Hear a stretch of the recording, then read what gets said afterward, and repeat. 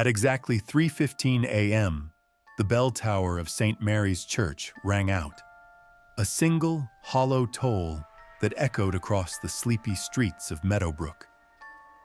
It wasn't Sunday morning. It wasn't a call to prayer. It was the sound of secrets spilling into the open. In a nearby home, Clara Lawson jolted awake, heart pounding, panic crawling up her throat as the echoes faded. Beside her, the bed was empty, cold. Her husband, John Reynolds, was once again away, unaware that this night would mark the beginning of his end. Welcome to True Crime Theater HQ. For more trending true crime stories like this, subscribe and hit the notification bell, so when it's released, you don't miss out. Richard and Clara Lawson looked like the perfect couple.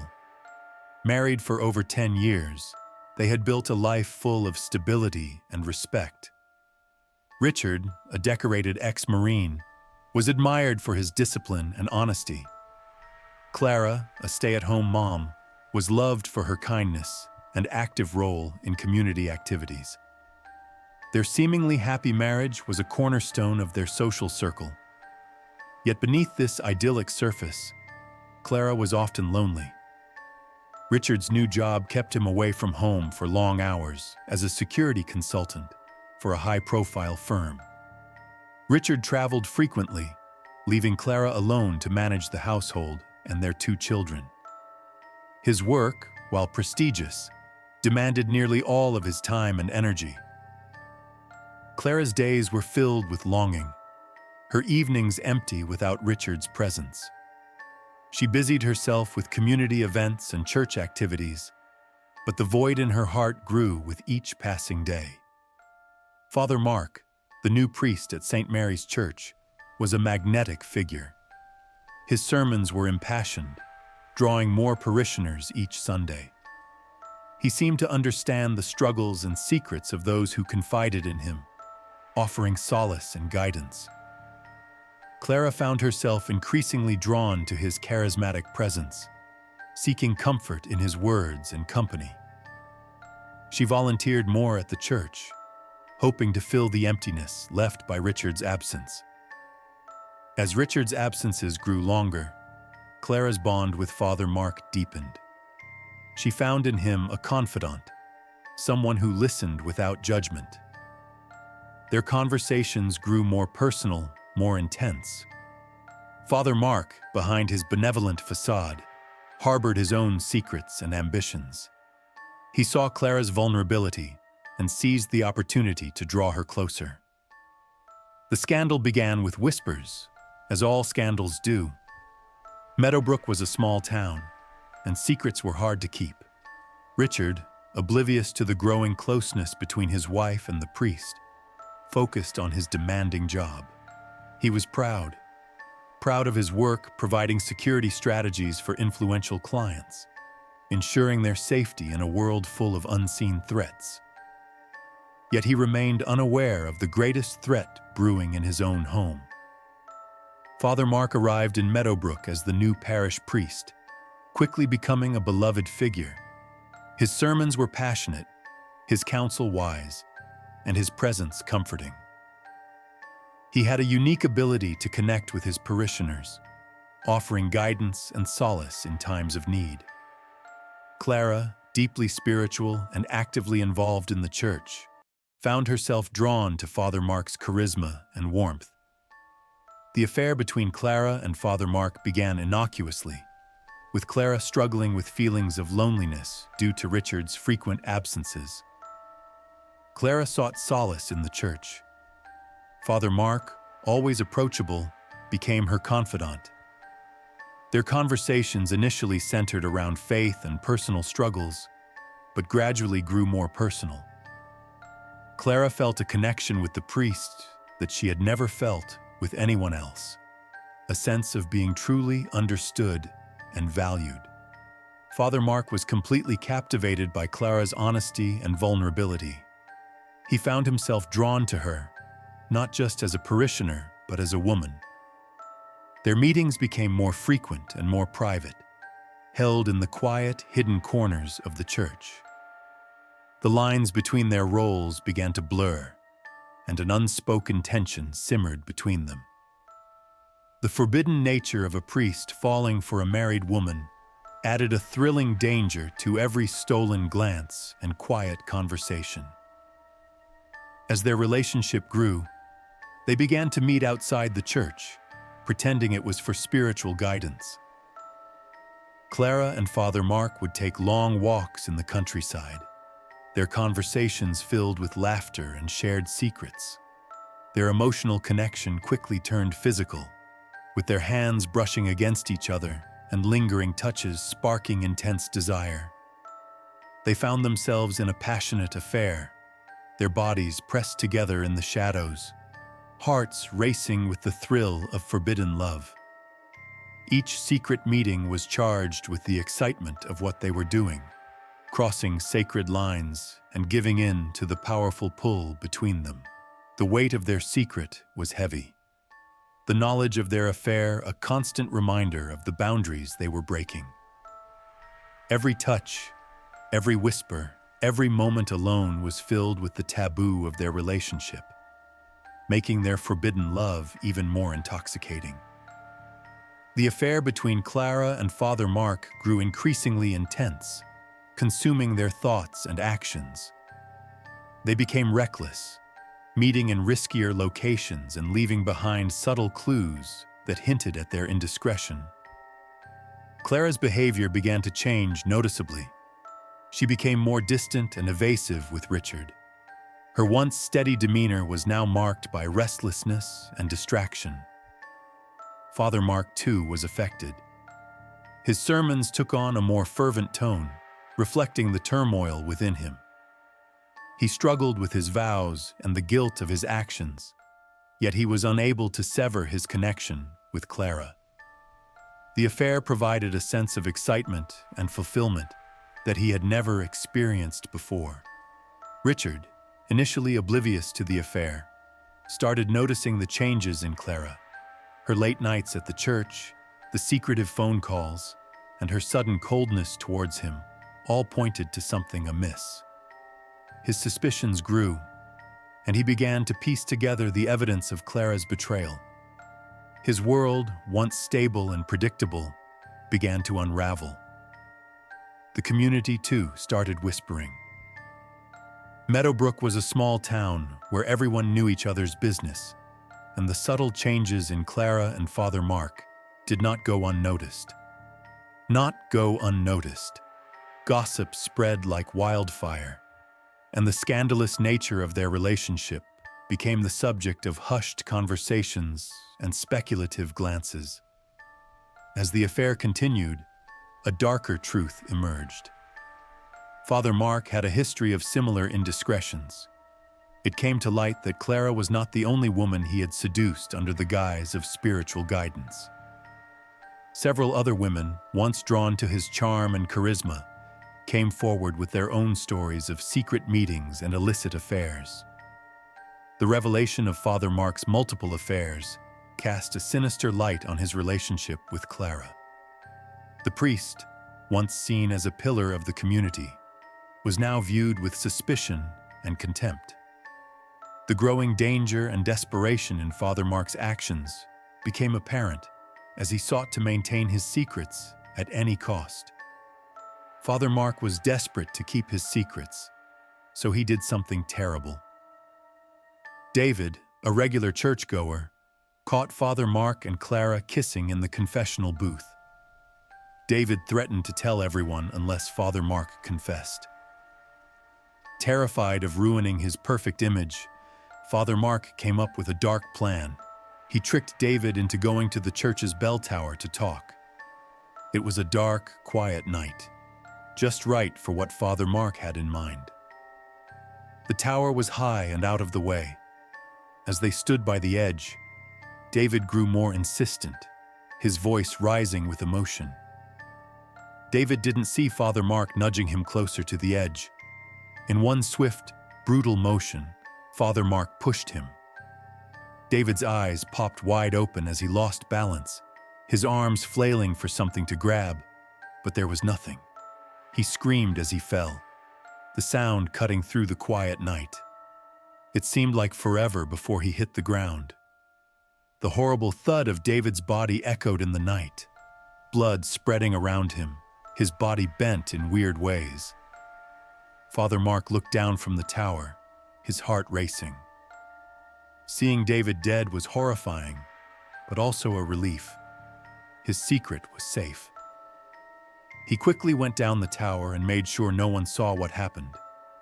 Confident he was alone, he dragged David's body to a hidden spot in the church's basement. He hid the body under old church stuff nobody used. His hands shook, but he tried to act normal, pretending nothing happened. Father Mark kept doing masses, calm and collected.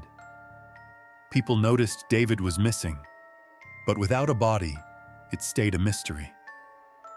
Father Mark comforted his people, acting concerned while he hid his guilt. Time passed, and people stopped asking about David. Father Mark kept up his act, giving hope and advice to everyone. But inside he was always nervous, scared of every unexpected sound or shadow. He knew the big risk he took, but he felt he had no choice.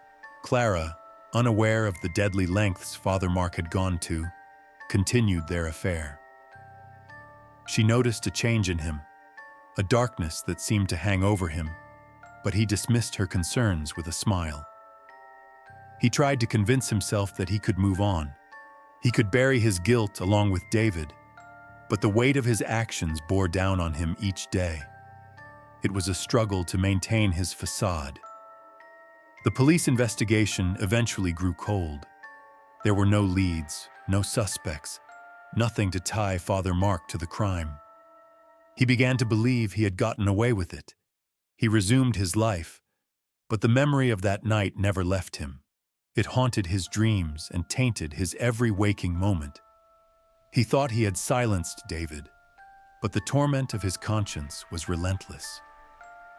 It was then that the moment Richard had dreaded finally unfolded before his eyes. His life had been built on a foundation of love, trust, and shared dreams with his wife, Clara. However, recent times had seen a shadow cast over their relationship as Clara became distant, often lost in her thoughts and frequently away from home. Overcome with suspicion, Richard resolved to uncover the truth by following Clara. One overcast afternoon, his pursuit led him to St. Mary's Church, where he saw her entering the sanctuary. Quietly, he slipped inside and hid behind the altar, his heart pounding with anticipation. From his concealed vantage point, Richard observed Clara and Father Mark. She seemed different, lively, her face radiating a happiness that Richard hadn't seen in many months. Father Mark, known for his charismatic and caring nature, stood closer to her than seemed appropriate, touching her arm in a way that ignited a fiery anger in Richard. This sight confirmed his gravest fears, an affair between his wife and the priest they both trusted. Engulfed by a mix of fury and heartbreak, Richard could hold back no longer. He burst from his hiding spot behind the altar, startling both Clara and Father Mark. Clara's face turned pale while Father Mark, usually so composed, appeared briefly unsettled. The confrontation that followed was fierce and charged with emotion.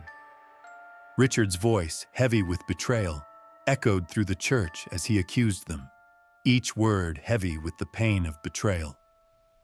"How could you do this to me?" he yelled, his voice breaking with every word. "To us, to our family." Clara, completely taken aback and struggling for words, stammered, tears beginning to form in her eyes. "Richard, it's not what you think," she tried to explain, but guilt weighed her words down. Father Mark intervened, trying to calm the escalating situation with his hands raised in a gesture of peace. "Please, Richard, listen. This wasn't supposed to happen. It's more complicated than you think," he pleaded, his voice desperate for Richard to understand and forgive. But Richard was consumed by rage, fueled by the betrayal from the two people he had held dearest. Complicated? You've betrayed me, betrayed everything we stand for, Richard shouted, his voice seething with anger, his fists clenched, his body shaking with uncontrollable fury. The air was thick with tension, and the situation spiraled into chaos. Richard, consumed by uncontrollable rage, lunged at Father Mark. The priest, usually peaceful, was forced into a desperate act of self-defense to protect both himself and the dark secret they shared. His frantic eyes scanned the area and found a large, heavy crucifix near the altar. In a moment of sheer instinct, Father Mark grabbed the crucifix. The first swing struck John with a sickening thud, splitting his forehead open and sending blood spraying. John, driven by fury, charged again, but Father Mark, gripped by terror, swung the crucifix with all his might. Each blow was more brutal than the last, bones cracking and flesh tearing. Blood splattered the altar as Father Mark struck again and again, the sound of the blows echoing in the church. The final crushing hit shattered John's skull, leaving him lifeless in a pool of blood, the sacred crucifix dripping with blood. Father Mark's hands shook, covered in John's blood and bits of flesh. The floor was slick with crimson. John's body was a broken, bloody mess, his face almost unrecognizable, caved in from the force of the blows. The priest stood over the lifeless body, panting, surrounded by the gruesome aftermath of his desperate fight for survival. The aftermath was harrowing. Clara, witnessing the shocking spiral into violence, stood frozen, overcome with horror and sorrow. Her life, once brimming with love and future hopes, lay in ruins. She collapsed beside John's body, her cries filling the haunting silence that followed the tragic encounter. Father Mark, staring down at his blood-stained hands and the body of his former friend, felt the full weight of his actions. Panic overwhelmed him, and he fled, leaving behind a scene of chaos and tragedy. His escape was not just from the physical location, but from the crushing guilt and the looming consequences of his actions. The quiet night was shattered by the flashing red and blue lights of police cars racing through the town's narrow streets. Clara Lawson, distraught and in shock, had called 911, her voice trembling as she reported the horrific scene. Father Mark, covered in John's blood, fled the scene of his crime, his heart pounding with fear and guilt. The small town, once his sanctuary, now felt like a maze of danger and betrayal. As the first light of dawn touched Meadowbrook, the news of John's murder spread fast. The police started to search every corridor of the church, and what they found shocked them. In a dark corner of the church, police found David's body, horribly twisted from a bad fall. Now they knew there were two fatal victims whose destinies were sealed at the hands of the same man. This gruesome discovery left no doubt. Father Mark, once a respected figure, was now seen as a monster. The police scoured every part of the church for clues, each hidden spot revealing more about the dark secrets it held. And so the manhunt began. All units, we have a suspect on the run. Father Mark is considered armed and dangerous. Approach with caution, came the urgent message over the police radio. Father Mark moved through the back alleys and hid. In paths of the town, his mind raced for a plan. He knew the police would be closing in soon. His only chance was to reach the dense woods at the edge of town, where he could lose himself and hopefully evade capture. Detective Miller, a seasoned officer with a reputation for her relentless pursuit of justice, coordinated the manhunt. She knew every corner of Meadowbrook and used her knowledge to predict Father Mark's movements. Roadblocks were set up at all major exits, and officers combed the streets and surrounding areas. Father Mark's heart pounded as he reached the outskirts of the town. The dense forest loomed ahead, offering a glimmer of hope. He glanced back, seeing the distant flicker of police lights and hearing the faint wail of sirens. With a final burst of energy, he plunged into the woods, his mind a whirlwind of fear and desperation. The forest was thick and confusing, the underbrush tugging at his clothes and slowing his progress. He stumbled over roots and rocks, his breath coming in ragged gasps. Every snap of a twig or rustle of leaves made him jump, fearing the approach of the police. The reality of his actions began to weigh heavily on him, his thoughts a chaotic mix of guilt and self-preservation. Detective Miller was not far behind. She led a team of officers into the forest, their flashlights cutting through the early morning fog. The scent of pine and damp earth filled the air, mingling with the tension of the chase. The forest, usually a place of peace, now felt like a trap closing in on Father Mark. "Spread out!" "He can't have gone far," Miller ordered, her voice steady and determined. She knew they were close. The broken branches and disturbed foliage provided a clear trail. The dogs, trained for tracking, barked and pulled at their leashes, eager to catch their quarry. Father Mark's strength waned as he pushed deeper into the forest. His mind raced with thoughts of escape, regret, and the terrible crime he had committed. He couldn't help but think of Clara, the woman who had unknowingly set these tragic events in motion.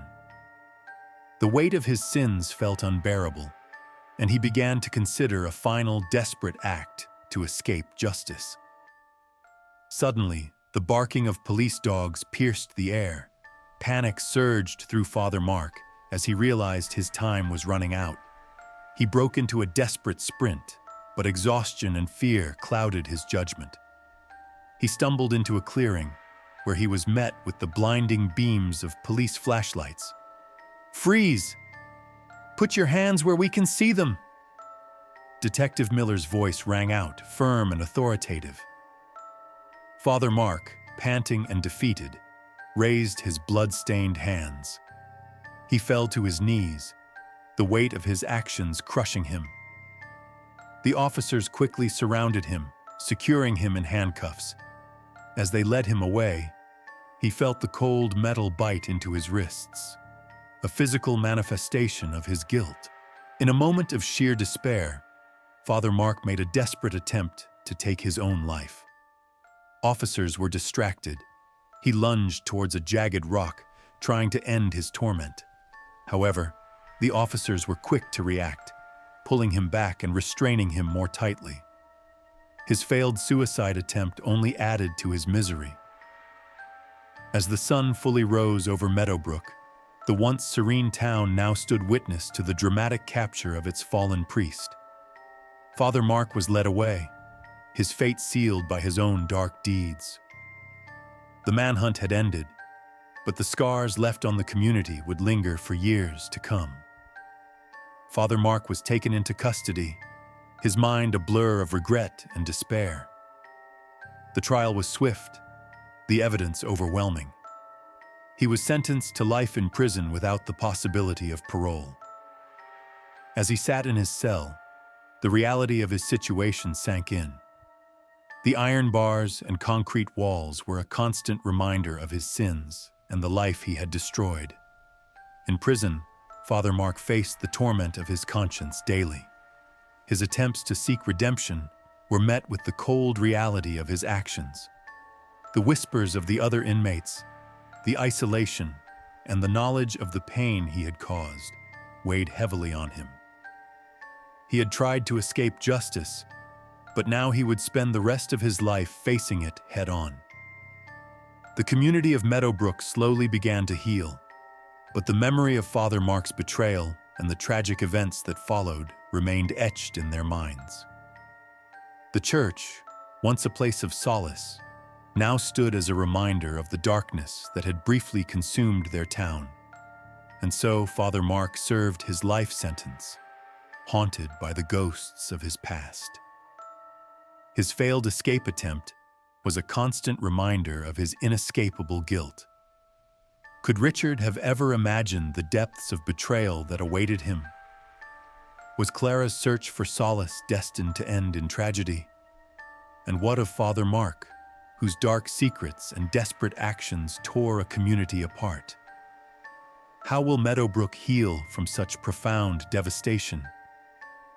Thanks for watching this gripping true crime documentary on True Crime Theater HQ. What do you think truly drove Father Mark to cross the line between faith and fatal obsession? Share your thoughts down in the comments. Also, don't forget to like, subscribe, and hot the notification bell to receive new crime stories.